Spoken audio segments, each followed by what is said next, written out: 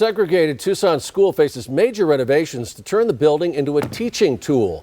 News 4 Tucson's Gabrielle Parrish explains the controversial history of the Dunbar Pavilion.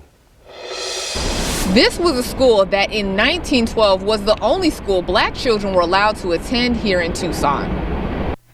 Segregation is not a good thing. Barbara Lewis knows firsthand. She went to school here. The first segregated school opened, and it was called a colored school. Just a name. There were only 11 students. The parents did protest, but to no avail. It was mandated.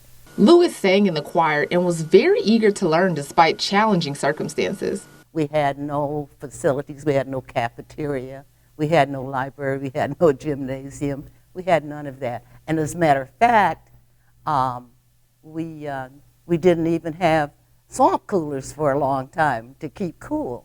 In 1954, the Supreme Court ruled against school segregation, and the school eventually closed down as parents now had the option to move their kids to different schools.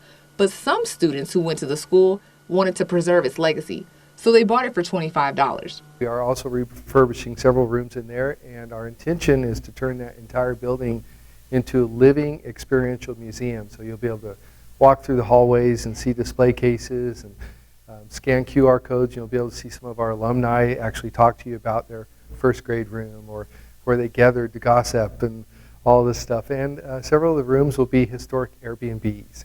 Those renovations are now in motion. Sometimes I walk the halls in the historic building and I feel like a child. I go to my first grade room. I remember Miss Bell Carter.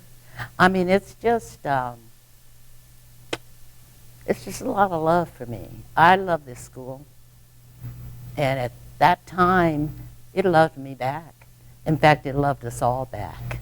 This Saturday, there will be a Harambe festival right here at the school. Everyone is more than welcome to come out and learn about this historic place right here in Midtown. Gabrielle Parrish, News 4 Tucson.